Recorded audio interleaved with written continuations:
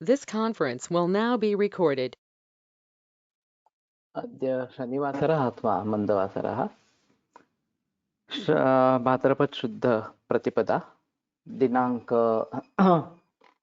16 September 2023 चरक सूत्रस्थान अध्याय 8 शंखं चक्रं जलौकान् दधतमृतघटं चारुदोर्भिश्चतुर्भिः सूक्ष्मस्वच्छातिरुद्यां शुकपरिविलसन् मौलिमम्भोजनेत्रं कालाम्भोदोज्ज्वलाङ्गं कटितटविलसच्चारुपीताम्बराढ्यं वन्दे धन्वन्तरिं तन् निखिलगदवनप्रौढदावाग्निलीलम् प्रौढदावाग्निलीलम् ब्रह्मणो हि समारब्धाम् आत्रेयाद्येषु पूजिताम् अस्मदाचार्यपर्यन्तां वन्दे गुरुपरम्पराम् आयुर्वेदरतं वन्दे माधवाख्यं महागुरुम् आयुर्वेदामृतं सर्वं शिष्येभ्यो यः प्रदत्तवान् द्रष्टाज्ञानी दृष्टकर्मा कृतकर्मा तथैव च अध्यापको विषक्श्रेष्ठो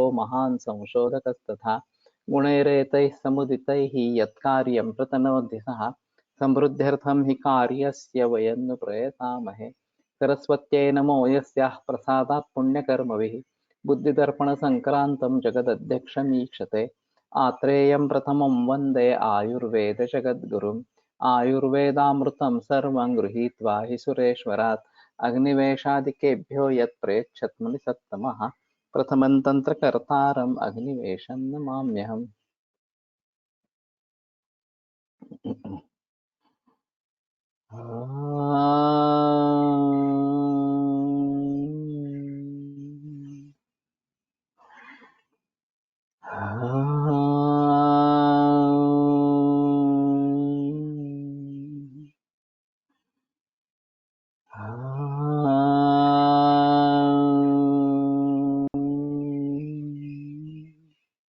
ओम शांति शांति शांति।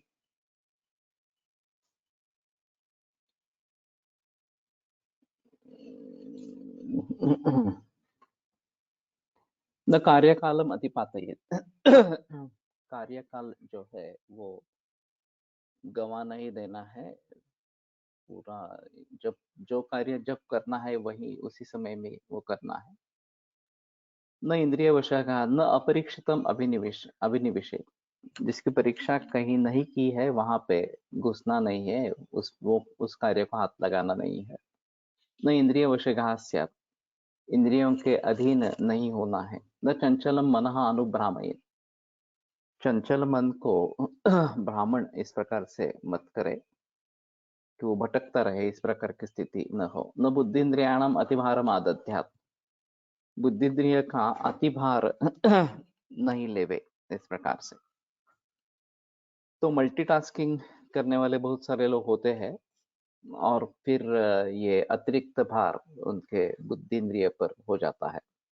न च अति दीर्घ सूत्री स्यात् बहुत ही धीरे गति से काम करने वाले, इस प्रकार से बहुत ही समय, जितना अपेक्षित समय उससे बहुत ही ज्यादा समय लगाने वाले, इस प्रकार के न हो। न क्रोध हर्ष विनिविदध्यात् क्रोध हर्ष दोनों नहीं लेने हैं, इस प्रकार से। तो क्रोधवशक भी नहीं होना है और ज्यादा हर्ष भी नहीं होना है, इस प्रकार से। न शोकम अनुवसेत् शोक को शोकमग्न अवस्था में नहीं रहे कि एक कुछ स्थिति होगी कुछ दिनों के लिए, लेकिन उसके बाद उसमें से बाहर निकलना है। न सिद्ध उत्सेकम यच्छेन् न असिद्ध दैन्यम तो सिद्ध व्यक्ति के लिए उत्सेक मत करे। ये देखते हैं क्या किया, उत्सेकम अति गर्वम और असिद्ध दैन्यम, और जो असिद्ध है, सिद्ध नहीं है, वो अतिहर्ष मीन्स बहुत ही ज्यादा हंसना या बहुत ही ज्यादा आनंदी, इस प्रकार का होना ये नहीं होना है, इस प्रकार से। तो अति सर्वत्र वर्जेत, ये ज्यादा महत्वपूर्ण इस प्रकार का रहेगा। उत्से का बताया ना, अति गर्व इस प्रकार का जो नीचे दिया है, तो वही अर्थ लेना ठीक है कि अति गर्व न करे। जो सिद्ध है, जो हमसे बड़े हैं या फिर हमसे ज्यादा शक्तिशाली वगैरह इस प्रकार के हैं, उनके यहाँ गर्व नहीं दिखाए, और हमसे अ, कम शक्ति वाले वगैरह इस प्रकार के असिद्ध है तो उस पर दैन्य मत दिखाए इस प्रकार के। मैंने किया क्या है कि देखता है, नहीं कुछ नहीं किया है। प्रकृतिम अभीक्ष्णम स्मरेत। तो प्रकृतिम पंचमहाभूत समुदाय लक्षणम अनित्याम स्मरन न रागद्वेषादिभिः अभिभूयते। उत्पत्ति कारणम स्मरेत। Laughing club अतिहर्ष। सही है, और ये कृत्रिम हास्य है इस प्रकार से। फिर भी उनका कहना रहता है कि विमनस्क स्थिति के बजाय हर्ष की स्थिति ज्यादा अच्छी इस प्रकार की है।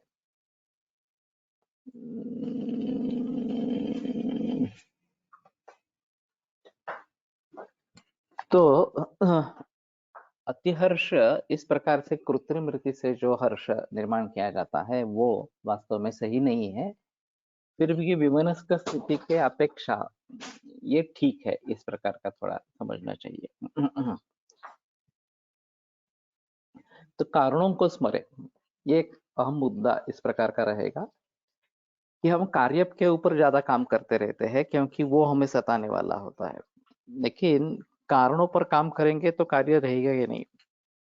जैसे ये शीतल काका कहते थे कि पानी दूषित हुआ है और इसलिए आरओ वगैरह सब प्रचलन में आ गया, लेकिन पानी दूषित क्यों हो रहा है? मूल निसर्ग का पानी तो दूषित नहीं होना चाहिए इस प्रकार से, एक वर्षा ऋतु के कुछ दिन छोड़ के।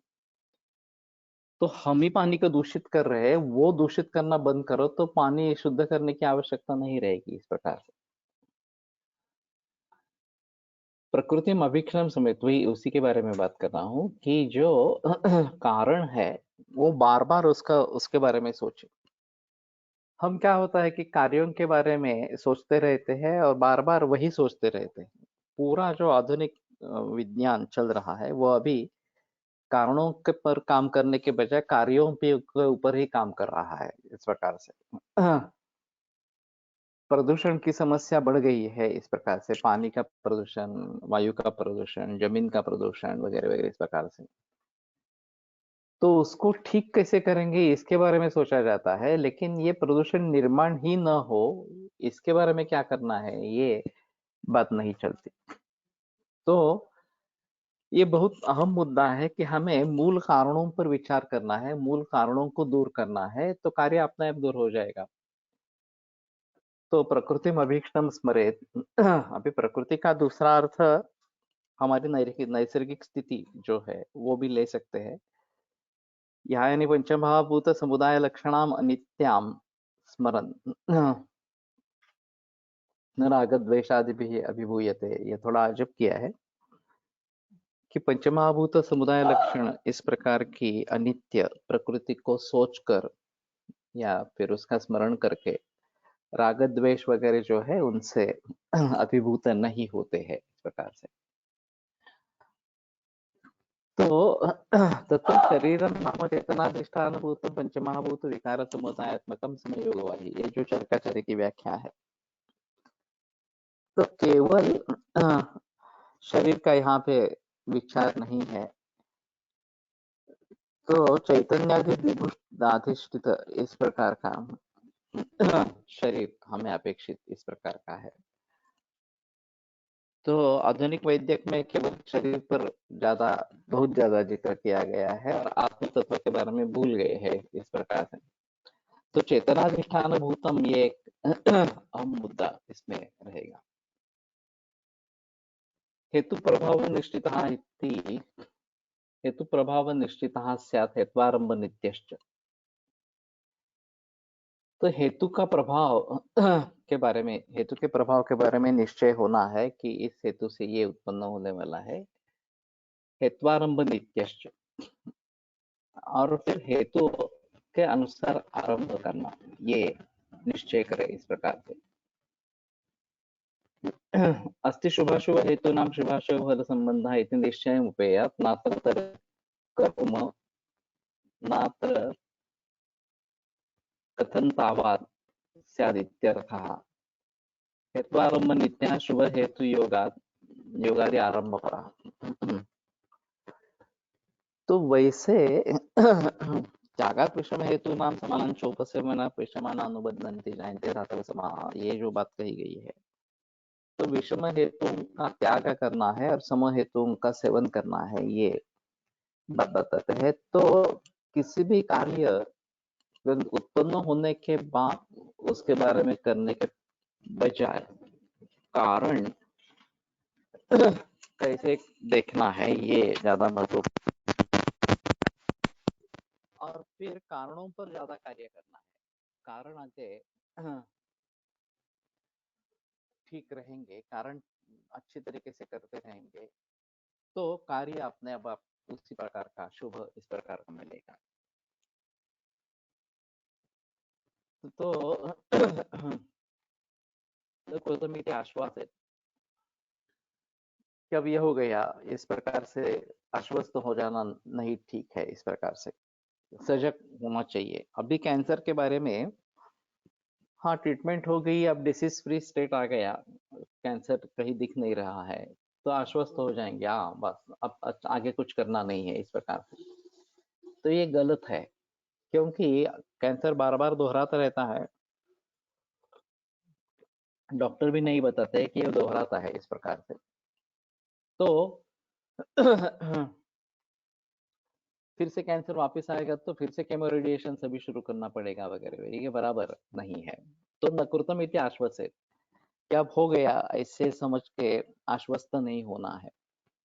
न वीर्यम जय्यात्, वीर्य को छोड़ना नहीं है, इस प्रकार से कि शुक्र स्खलन वगैरह इस प्रकार की जो बातें होती है, ये भी बात देख सकते हैं। या वीर्य का अर्थ पराक्रम, ये भी हो सकता है, तो वो नहीं छोड़ना है। वीरता, वीर वृत्ति जो है वो नहीं छोड़नी है।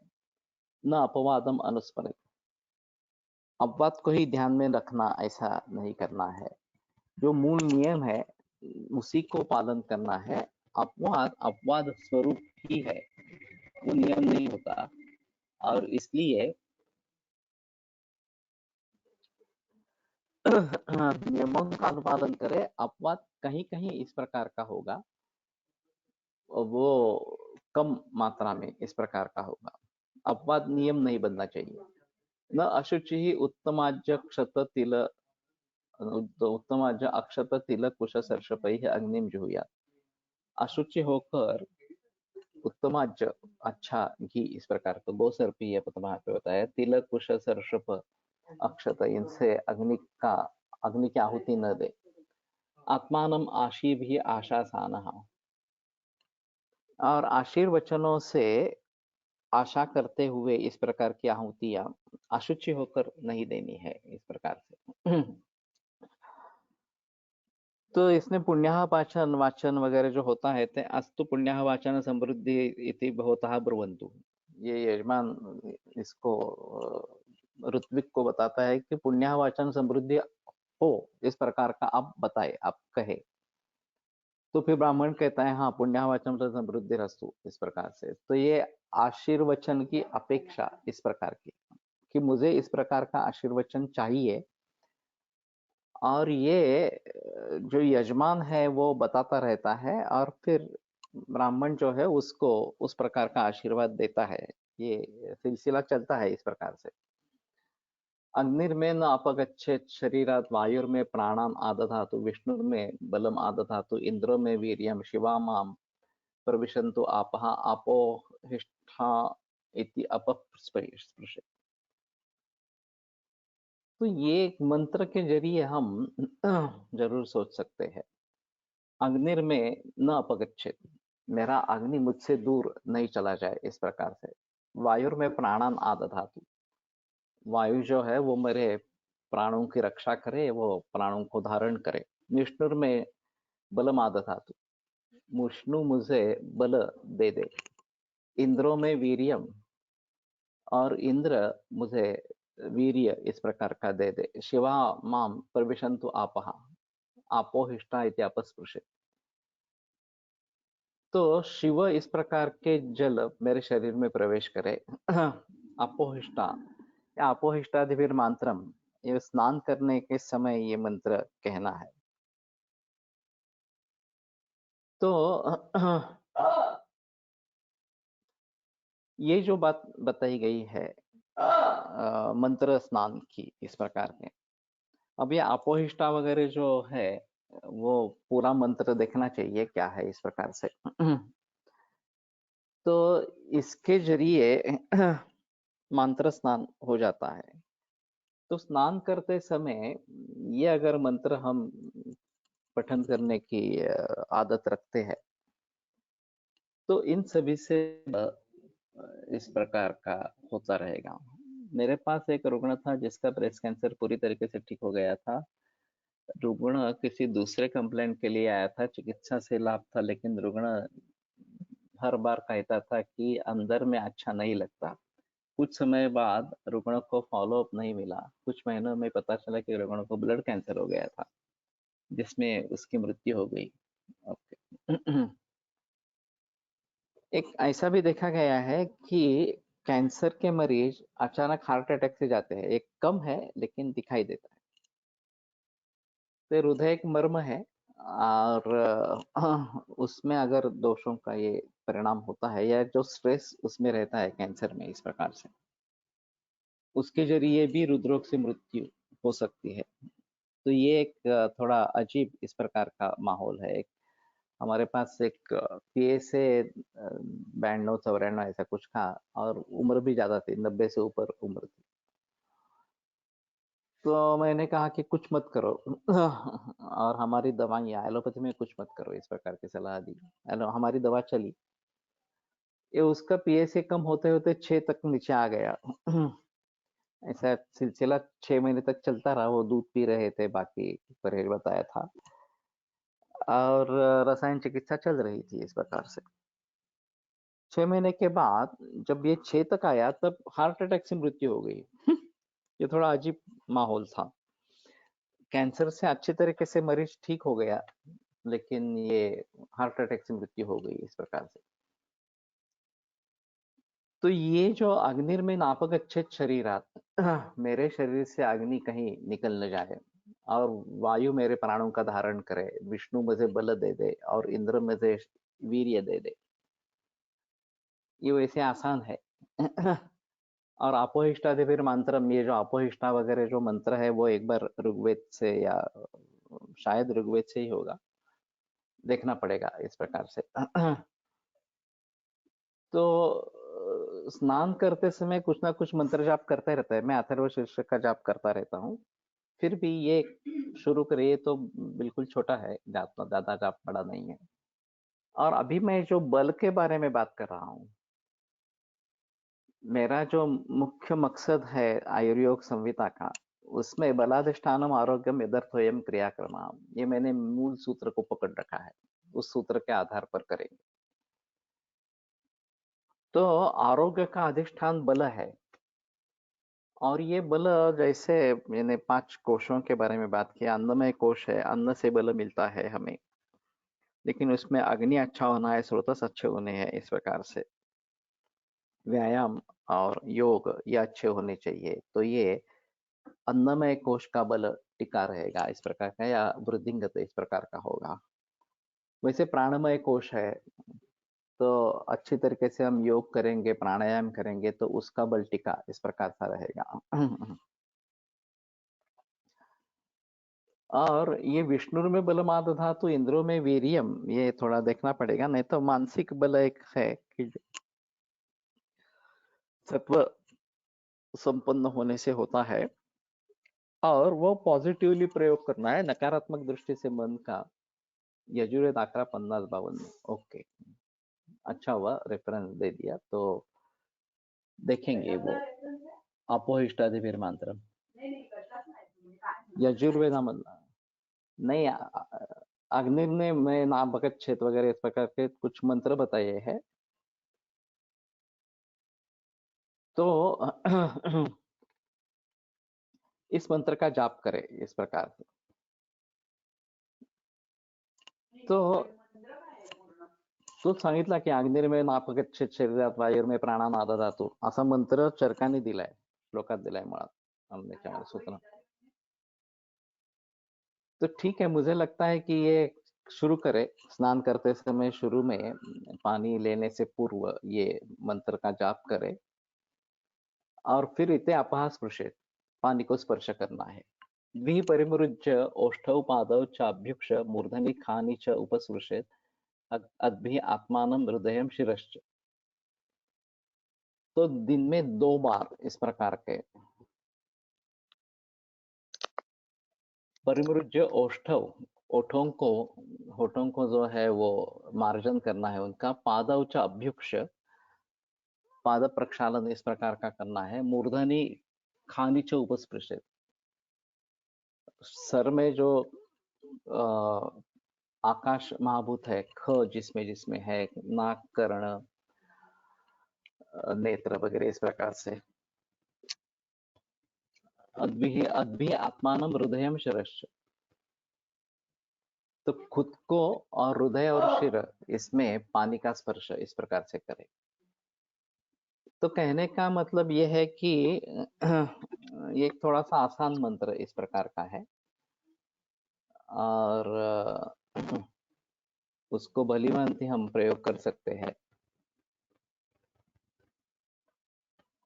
तर असं म्हणतात की स्नान करताना फक्त गंगेचे श्लोक म्हणावे, तर स्नानालयावर वस्त्र परिधान केल्यावर. ये तो मालूम नहीं है इस प्रकार से. परंपराएं क्या है, एक थोड़ा पूछना पड़ेगा इस प्रकार से. जय गंगे भागीरथी हर गंगे. गंगाचा श्लोक तर नक्कीच म्हणतात, गंगेचा श्लोक नक्कीच म्हणतात. हाँ, नंतर ते नर्मदा आणि या सगळ्या आहेत त्यांचाही एक श्लोक आहे, दोन्ही म्हणतात. असं दोन्ही आहे. नर्मदा सिंधु कावेरी वगैरह जलस्मिन् सन्निधिं कुरु, ये कलश की पूजा होती है, इसमें ये सब नदियों का उल्लेख होता है, निर्देश होता है और ये सब मेरे कुंभ में जो जल है उसमें समाविष्ट हो जाए, इस प्रकार से कहा जाता है. जय गंगे भागीरथी हर गंगे भागीरथी, ये भी कॉमन श्लोक इस प्रकार का है, तो ये भी करे. और लेकिन इन्होंने पानी का स्पर्श करते समय ये बताया है, तो स्नान होने के बाद शायद नहीं होगा, शुरुआत इससे होगी. तो इसको जरूर प्रचलन में लाने की कोशिश करेंगे और इससे अगर बलवर्धन होगा, विष्णु में बलम आदधातु इंद्र में वीर्यम, ये अगर बात है तो अच्छी बात इस प्रकार की रहेगी. ब्रह्मचर्य ज्ञान दान मैत्री कारुण्य हर्ष उपेक्षा प्रशम परश्च स्यात् इति. आपो हि स्था भुवस्था न ऊर्जे दधात न महे रणथ वक्षसे.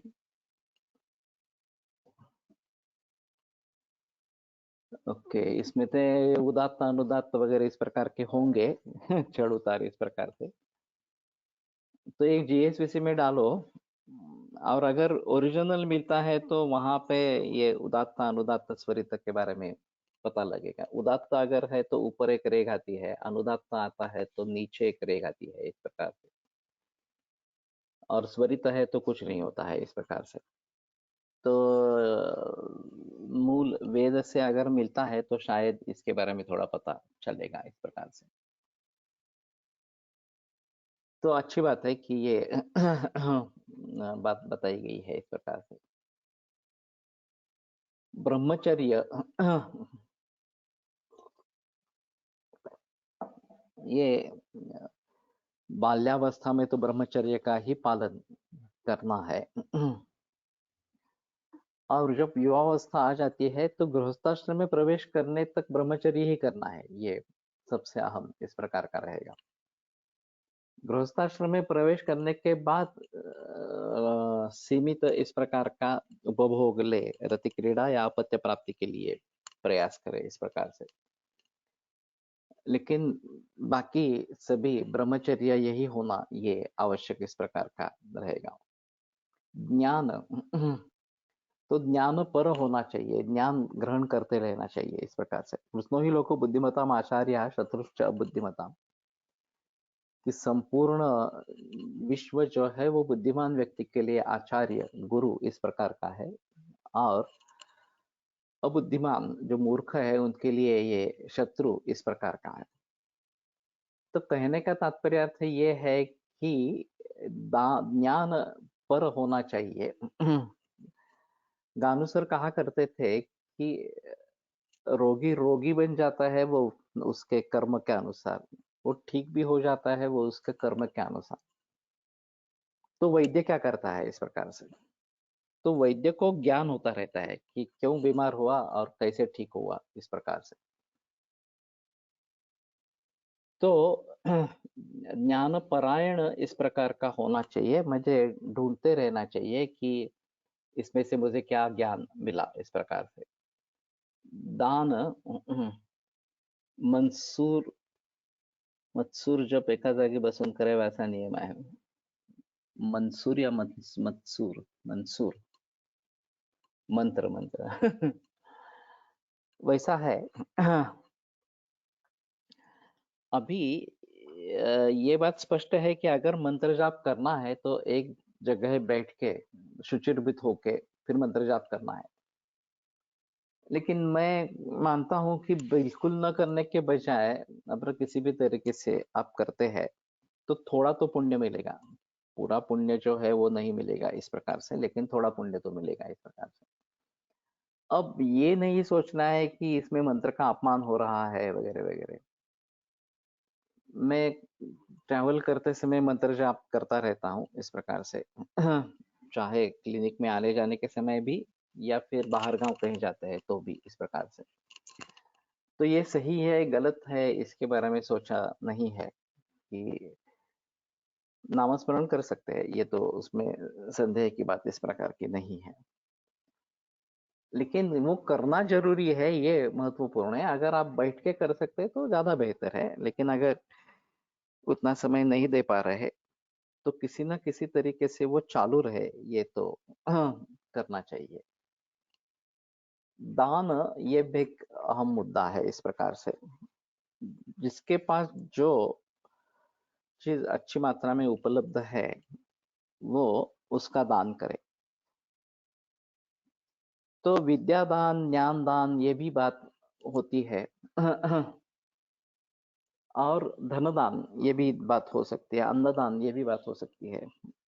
तो जो हमारे पास है वो लोगों को दे, और इसमें मैं किसी के ऊपर उपकार कर रहा हूँ ये भावना नहीं होनी चाहिए, मैं मेरा कर्तव्य कर रहा हूँ इसी प्रकार की भावना होनी चाहिए। तो ये दान एक अद्भुत चीज है। और मेरी जो दान श्रृंखला, ऋण श्रृंखला, दान श्रृंखला और दान, ये जो ऑडियो सीरीज हुई है वो फिर से एक बार नहीं तो सुनो। मैत्री तो मैत्री इस प्रकार की होनी चाहिए। ननु मैत्रीपरः स्यादिति विरुद्धमेतत् येन शास्त्रकारः एव अयं दिग्ध विद्ध स्वयं मृतादि मांसपरित्यागेन वयस्तत्त्वादिगुणयुक्तानां मृगादीनां सद्यस्कं मांसं सेव्यत्वेन उपदिशन् साक्षात् मैत्रीविरुद्धां हिंसामेव आह। न एवं रागतः एव प्राणिनां हिंसापूर्वकमांसभक्षणे प्राप्ते अयम् आयुर्वेदोपदेष्टा मांसस्य कश्चिद् रोगे कस्यचित् हितत्वं कस्यचित् च अहितत्वम् उपदिशति, न तु मांसभक्षणं हिंसां वा विदधाति।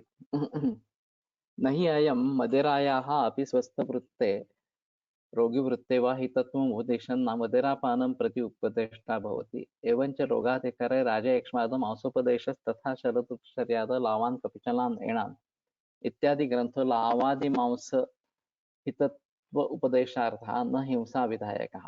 तेन रोगिणः स्वस्थाश्च हिंसाफलभाजो भवन्त्येव।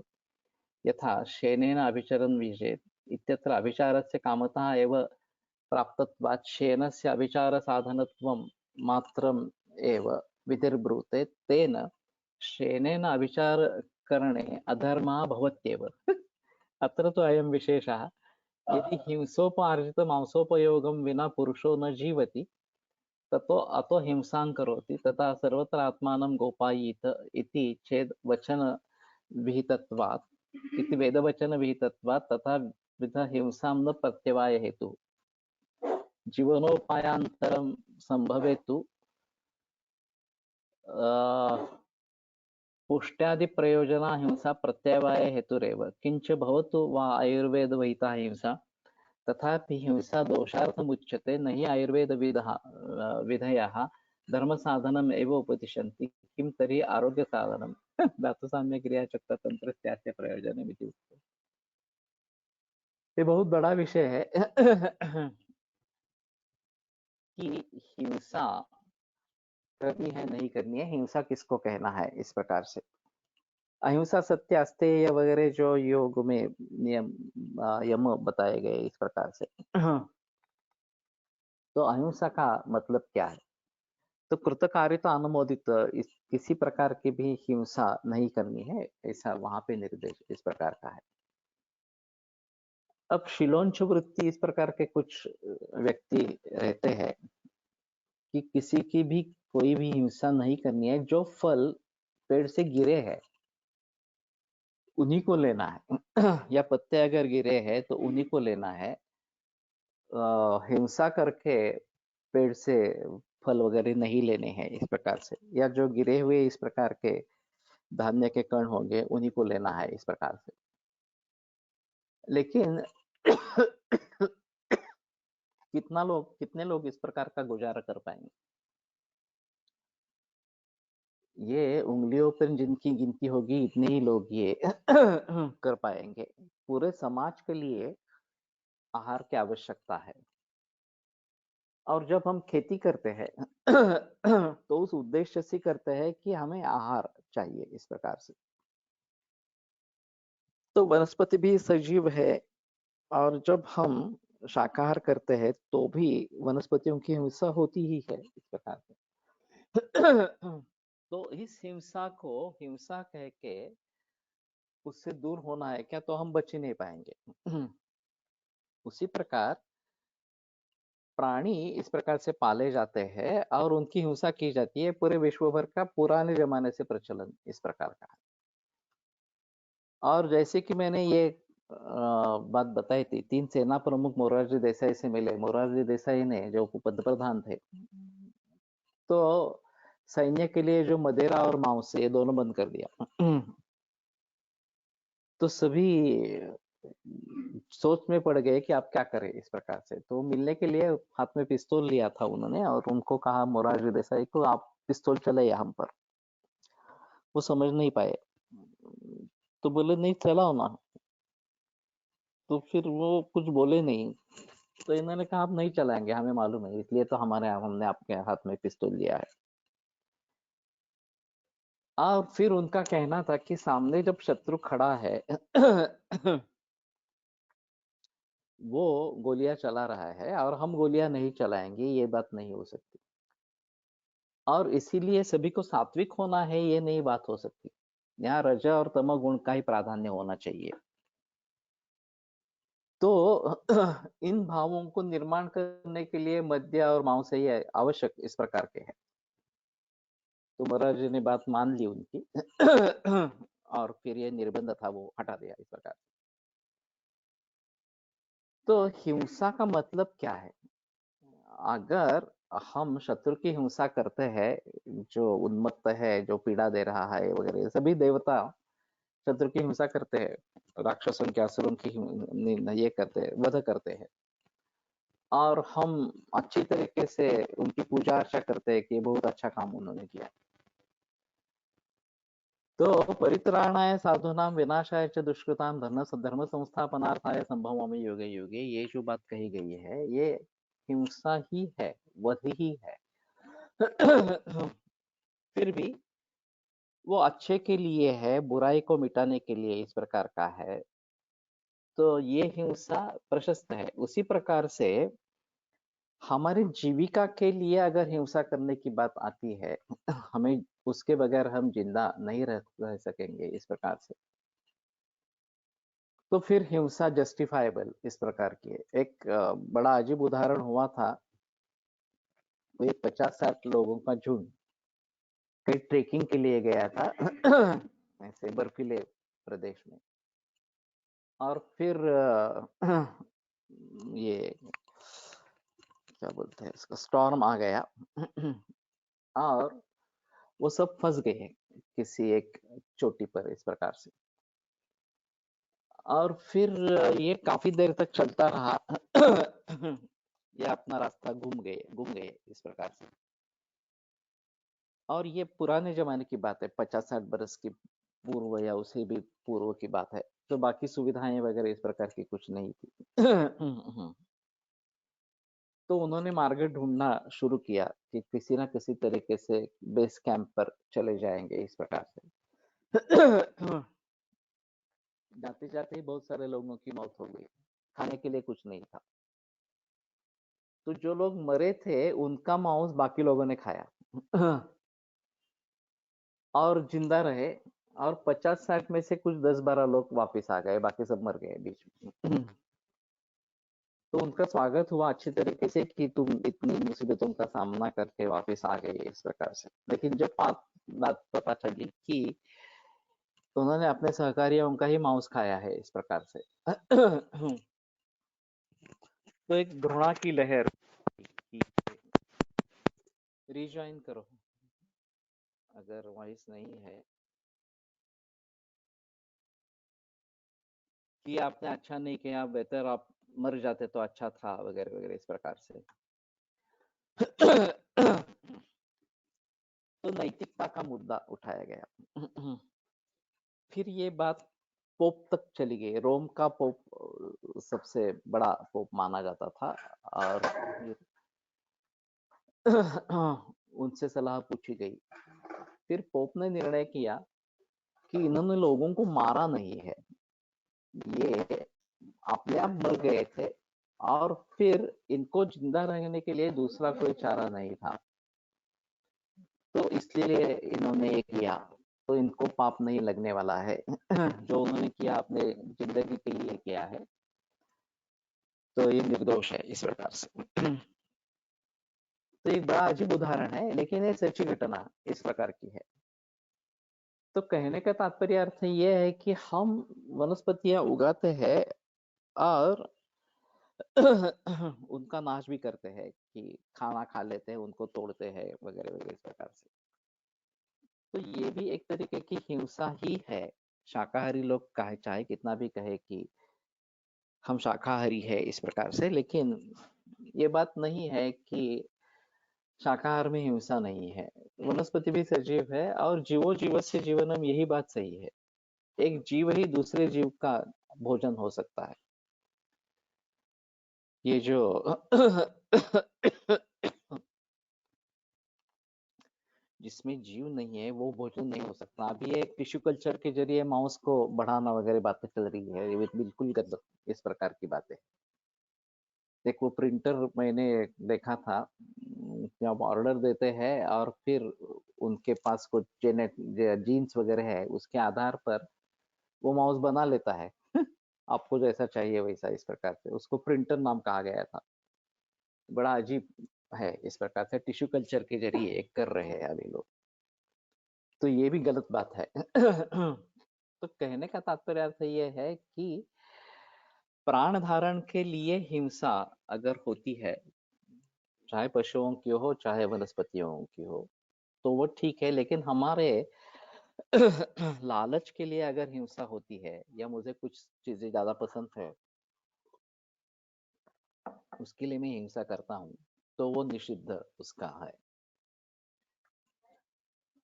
तो मैत्री, कारुण्य, ये सभी भाव होने इस प्रकार के चाहिए। ये जो टीका बताई गई है उसी के बारे में ये है कि मांस के बारे में काफी वर्णन है कि इस प्रकार का मांस का सेवन करे। चिकित्सा में उसके बारे में काफी निर्देश है। तो यहाँ पे हिंसा है, तो मैत्री कारुण्य कहाँ रहा इस प्रकार से। और दूसरी भी एक बात होती है। अगर आप बचपन से यही चीजें देखते आ रहे हो, खाते आ रहे हो, तो आपको उसमें कुछ गलत लगता ही नहीं। तो ये हमारे जो संस्कार होते हैं, उसका संस्कारों पर काफी निर्भर बातें होती रहती है। और वास्तव में शाकाहारी होना अच्छा है, ये इसमें संदेह की बात नहीं है, क्योंकि ये अंतःसंज्ञा है। प्राणी जो है वो बहिःसंज्ञा है, वो चिल्लाते हैं, चीखते हैं, और वो हमें स्पष्ट रूप से दिखाई देता है। वनस्पति भावनाएं व्यक्त करती है, लेकिन हम तक पहुंचती नहीं है इस प्रकार से। तो इन बातों को ध्यान में रखते हुए प्राण धारण मात्र इस प्रकार का अन्न सेवन करेंगे, या जितना हमारे आरोग्य लिए आवश्यक है उतना ही अन्न सेवन करेंगे, तो उसमें क्षति इस प्रकार की नहीं है। हर्ष यहाँ भी आया है कि हर्ष पर इस प्रकार का स्यात्, तो आनंदी वृत्ति सुमुख इस प्रकार का होना जरूरी है, कि मुंह लटका के हुए बैठना और कुछ नहीं है इस प्रकार से, कैसा होगा क्या होगा वगैरह वगैरह, ये बातें नहीं होनी है इस प्रकार से। उपेक्षा, ये भी एक अजीब बात है कि प्रकृतिस्थेषु भूतेषु उपेक्षा, मरणम प्रकृति इस प्रकार का चक्रपाणिदित्य विवरण करते हैं, प्रकृति मरणम इस प्रकार से। तो अगर कोई व्यक्ति मुमूर्षु है, मरने वाली है, तो उसके बारे में उपेक्षा करे इस प्रकार से। प्रशम परश्च स्यात्, और प्रशम पर होना है कि ये झगड़ा, युद्ध, लड़ाई, ये बात नहीं करनी है इस प्रकार। तत्र श्लोकाः पंचपंचकम उद्दिष्ट मनो हेतु चतुष्टयम्, कि पंचपंचक इंद्रिय, इंद्रियार्थ, विषय वगैरह, या फिर इंद्रिय, बुद्धि वगैरह वगैरह 5 भाग बताए। मनो हेतु चतुष्टय, इंद्रियोपकमय ध्याय सद्वृत्तम अखिलेन च, और पूरा सद्वृत्त इसमें बताया गया। स्वस्थ वृत्तम यथोद्दिष्टम यत् सम्यक् अनुतिष्ठते स समाः शतम् अव्याधिः आयुषा न युज्यते। तो यथोद्दिष्ट जो स्वस्थ वृत्त है, वो अगर सम्यक अनुतिष्ठति, ठीक तरीके से अगर कोई व्यक्ति करता है, तो समाह शतम 100 बरस तक वो अव्याधि इस प्रकार का आयुषा न वियुज्यते, 100 बरस तक वो उसका आयुष से वियोग नहीं होता, वो 100 बरस का आयुष अच्छी तरीके से जी लेता है। तो इसी के आधार पर मैं अभी जो आयुर्योग संहिता की बात कर रहा हूं,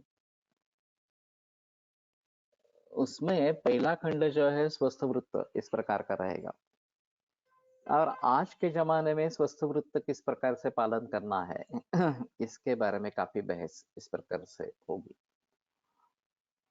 और सभी एस्पेक्ट स्वस्थ वृत्त के यहाँ पे निर्दिष्ट हो गए, और अन्य भी एस्पेक्ट्स, जैसे कि ये खेती में जो परिवर्तन आया है इसके बारे में कहना जरूरी है, विदेश से पदार्थ आए हैं उसके बारे में कहना जरूरी है, या भी कुटुंब व्यवस्था, परिवार व्यवस्था ध्वस्त हो रही है और ये एक अनारोग्य का कारण है, अस्वास्थ्य का कारण है, उसके बारे में भी सोचना जरूरी है इस प्रकार का। प्रशम पर का अर्थ यानी कि प्रशम करने की वृत्ति होना। ये जो राजनीति कही जाती है उसमें प्रशम एक है, 6 प्रकार की नीति बताई जाती है। द्वैधी भाव ये भी एक प्रकार की नीति है, आक्रमण करना दूसरे के ऊपर ये भी एक नीति है इस प्रकार से। लेकिन ज्यादा से ज्यादा हम प्रशमों पर इस प्रकार के रहेंगे कि सांत्वन करके शांति से समस्याओं को सुलझाना। अगर कुछ भी इस प्रकार की स्थिति नहीं है, ये नहीं सुधरने वाला है, तभी युद्ध के बारे में सोचना ये इसमें महत्वपूर्ण है। नृलोकम आपूरयते यशसा साधु सम्मतः धर्मार्थौ एति भूतानां बंधुताम उपगच्छति। तो केवल 100 बरस जीता है ऐसा नहीं है, तो खुद के यश से नृलोक को भर देता है, तो उसका यश जो है, उसकी कीर्ति जो है, वो पूरे विश्व में फैल जाती है। साधु सम्मत इस प्रकार का हो जाता है, सज्जनों के द्वारा उसकी प्रशंसा की जाती है। धर्मार्थ एति भूतानां बंधुताम उपगच्छति, धर्म अर्थ उसको प्राप्त होते हैं, और सभी जीवों के लिए बंधुता उसके लिए उसके मन में निर्माण होती है, उसकी बंधुता निर्माण हो जाती है। परान सुकृतिनो लोकान पुण्यकर्मा प्रपद्यते।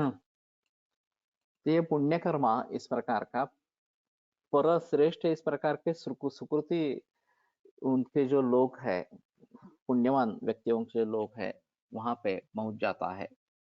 तस्मात् सद्वृत्तम अनुष्ठेयम इदम सर्वेण सर्वदा। इसलिए ये जो सद्वृत्त जो बताया गया है, स्वस्थ वृत्त जो बताया गया है, वो सभी लोगों के द्वारा सभी तरीके से उसका पालन करना जरूरी है। कारुण्य का मतलब कारुण्य ऐसा है, दया भाव इस प्रकार का है। करुणार्द्रम मनशुद्धम सर्वज्वर विनाशनम, ये ज्वर चिकित्सा में आया है। मैंने एक अनुभव बताया था। मेरा एक जूनियर फर्स्ट ईयर में था और ये नो नाइट करके कोई गोली आती थी, रात को जगकर अध्ययन करना, ये उसकी पद्धति थी। तो मैंने कई बार उसको टोका कि ये मत करो, सुबह जल्दी उठो, रात में जागना ठीक नहीं है, और वो भी गोलियां लेकर जागना ये भी ठीक नहीं है, इस प्रकार से। लेकिन उसने माना नहीं। उसका आखिरी पेपर था अष्टांग संग्रह का और सुबह से उसको उन्माद हो गया। वो कपड़े फाड़ने लगा, बाल खींचने लगा, और उसका कहना था कि मुझे कुछ याद नहीं आ रहा, मुझे कुछ याद नहीं आ रहा, मैं पेपर में नहीं जाऊंगा, पेपर नहीं लिखूंगा, इस प्रकार से। तो हमने समझाने की कोशिश की कि तुम जाकर बैठो, अगर लिखना होता है तो लिखो, नहीं होता है तो फिर अगले परीक्षा में देखेंगे, इस प्रकार से। लेकिन वो बहुत ही संत्रस्त था। तो फिर उस समय में हम अशोक भट्ट सर के पास जाते थे, तो उनके पास लेके गए उसको। फिर उन्होंने समझाने की कोशिश की, कुछ दवाइयां दी, कुछ फायदा नहीं हुआ। इस बीच 1 बज गया। 2 बजे पेपर था। तो मैंने एक छात्र को कॉलेज में भेजा, तिलक आयुर्वेद में ही परीक्षा थी। और उसको अलग बिठाने की कुछ तजवीज कर सकते हैं क्या, ये प्रिंसिपल से पूछो, इस प्रकार से मैंने भेजा। संयोग से इनके बड़े भाई पुरुषोत्तम भट्ट वो औन में क्लिनिक में जाते थे सुबह, और फिर दोपहर में यहाँ पे आते थे। तो वो क्लिनिक में आए, तो वो नीचे ही उनका क्लिनिक था। तो हम उनके पास चले गए और उन्होंने उनको बताया कि ऐसी ऐसी स्थिति है। तो बोले ठीक है। उन्होंने उसको अंदर बुलाया उनके केबिन में, दरवाजा लगाया अंदर से, और फिर 1 मिनट में ही वो बाहर आया। वो शांत हो गया था। और फिर उसने जाकर परीक्षा दे दी, उसको उसमें डिस्टिंक्शन भी मिल गई, इस प्रकार से। तो मैंने उसको पूछा कि क्या किया, तो उसने कहा कि कुछ नहीं, उन्होंने अंगारा लगाया मुझे, भस्म लगाया माथे पर, और मैं शांत हो गया। अभी मैंने फिर दादा भट्ट से बात की, पुरुषोत्तम भट्ट जो, कि आपने क्या किया। तो उन्होंने कहा अरे कुछ नहीं, उसको बहुत तकलीफ हो रही थी। और उनकी जो मुद्रा थी उस समय की, कारुण्य मुद्रा किसको कहते हैं, ये बहुत अच्छा उदाहरण मैंने देखा इस प्रकार से, कि जो कारुण्य उनमें प्रकट हुआ था, वो मैं कभी भूलूंगा नहीं। और सिर्फ उतना ही कहा, कहीं त्याला खूप त्रास होता था, इतना ही। अंगारा लगाया, वो ठीक हो गया।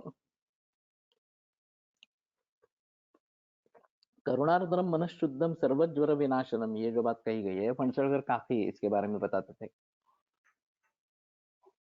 कि देखो, केवल करुणार्द्र मन होने से भी ये बात होती है। ये जो ऋषि मुनि जो हिमालय के यहाँ गए, यदा भूतेषु अनुक्रोशम विघ्नभूता यदा रोगा प्रादुर्भूता शरीरिणाम, तदा भूतेषु अनुक्रोशम। तो प्राणियों के दया के लिए उनके जो, उनमें जो कारुण्य भाव उनके मन में, ऋषि मुनियों के मन में निर्माण हुआ, उसके जरिए वो हिमालय के यहाँ चले गए कि कस्या तेषाम शोमपाय इत्युक्त्वा ध्यानमास्थिता, किन रोगों का शम का उपाय क्या है, ऐसे करके उन्होंने ध्यान लगा दिया। अथत शरण शरणम चक्रम ददृशु ध्यान चक्षुषा। और फिर उन्होंने शरण्य जो इंद्र है उसको ध्यान रूपी नेत्रों से देखा। तो आयुर्वेद अवतरण का मूल उद्देश्य जो है वो कारुण्य है लोगों के प्रति। तो शुरू में ही है श्लोक चरक सूत्रांत पहले अध्याय में, धर्मार्थ काम मोक्षाणाम आरोग्यम मूलम उत्तमम रोगास्तस्यापहर्तारः श्रेयसो जीवितस्य च तदा भूतेषु अनुक्रोशम, ये विघ्नभूता यदा रोगा प्रादुर्भूता शरीरिणाम वगैरह वगैरह पहले अध्याय में शुरू से ही ये श्लोक है, देखो नो प्रॉब्लम नहीं। और करुणारदम मनः शुद्धम ज्वर सर्व ज्वर विनाशनम, ये ज्वर चिकित्सा में अंत में आया है।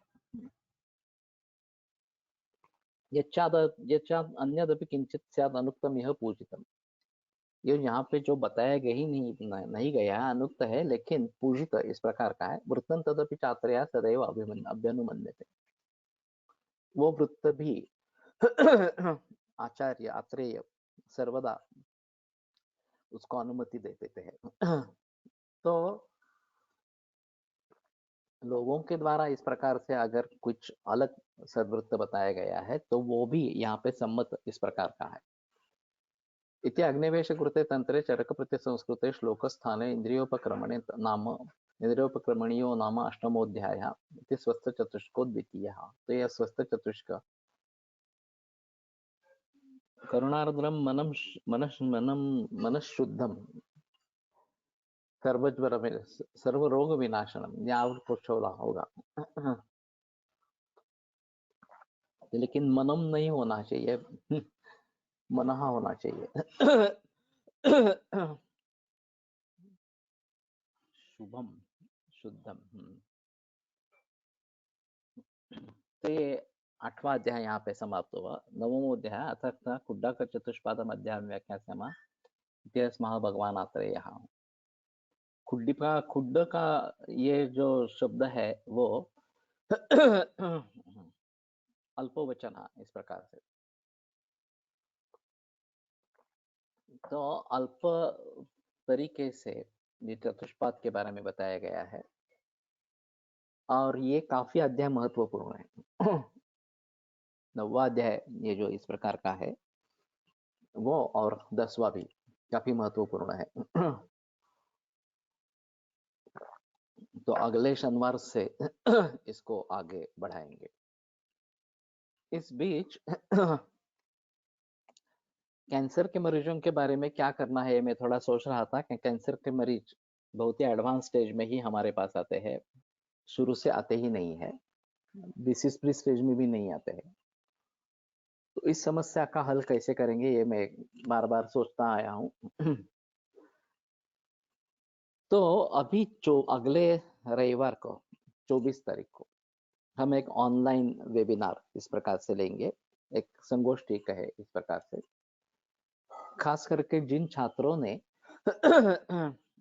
ये फाउंडेशन कोर्स कैंसर के बारे में या फिर इनडेप्थ कोर्स किया है, जो अभी कर रहे हैं और जो आगे करना चाहते हैं इस ग्रुप में से भी, वो उसमें शामिल हो जाए।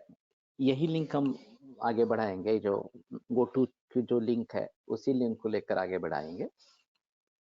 सुबह 7:30 से 9 बजे तक ये होगा वेबिनार इस प्रकार से। उसमें मूल उद्देश्य जो है वो डिसीज फ्री स्टेट और अगली पीढ़ी के लिए कैंसर प्रिवेंशन के बारे में बात करेंगे और इसके जरिए लोगों तक पहुंचेंगे। ये अभी एक वेबिनार वैद्यों के लिए इस प्रकार का होगा और बाद में 22 अक्टूबर को आम लोगों के लिए वेबिनार होगा इसी के सिलसिले में कि ये प्रिवेंशन इस प्रकार से कैसे, दोनों वेबिनार फ्री होंगे, उसमें कोई संदेह की बात नहीं है। तो वहां पे कैंसर के कारणों के बारे में वगैरह सब चर्चा करेंगे और डिसीज फ्री स्टेट में करना क्यों जरूरी है कम से कम, ये तो बताएंगे इस प्रकार से।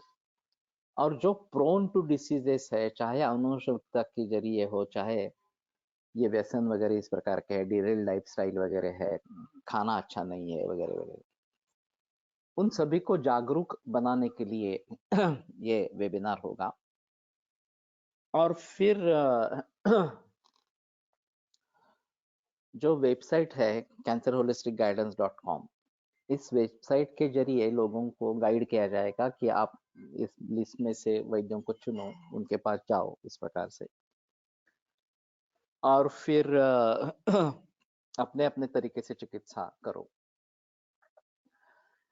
तो ये बात रहेगी तो शायद हम कैंसर के मरीजों तक पहुंच सकेंगे। और फिर आयुर्वेद के जरिए कैंसर की ट्रीटमेंट होती रहती है, ये भी बात सामने आएगी।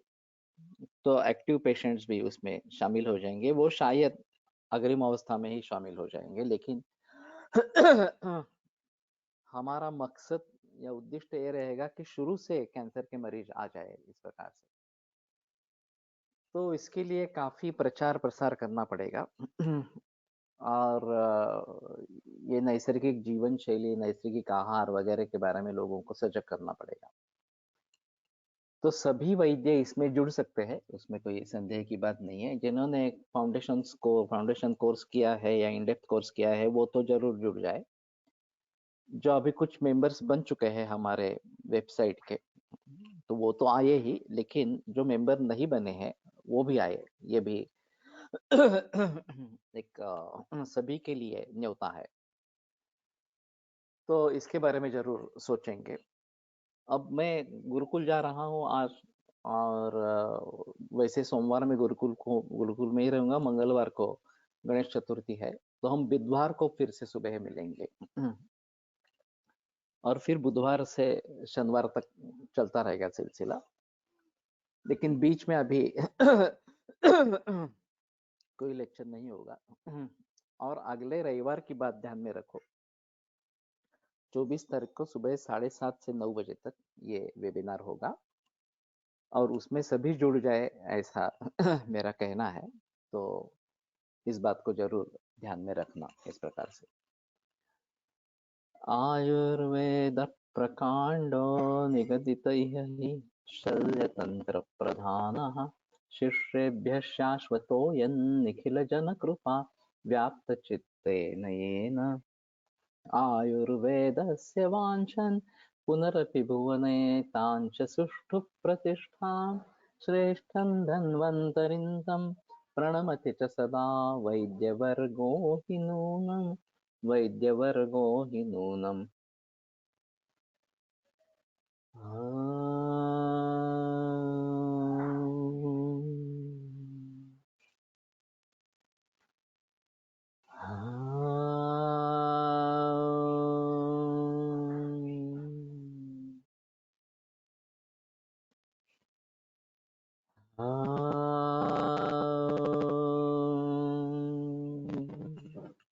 ओम शांति शांति शांति।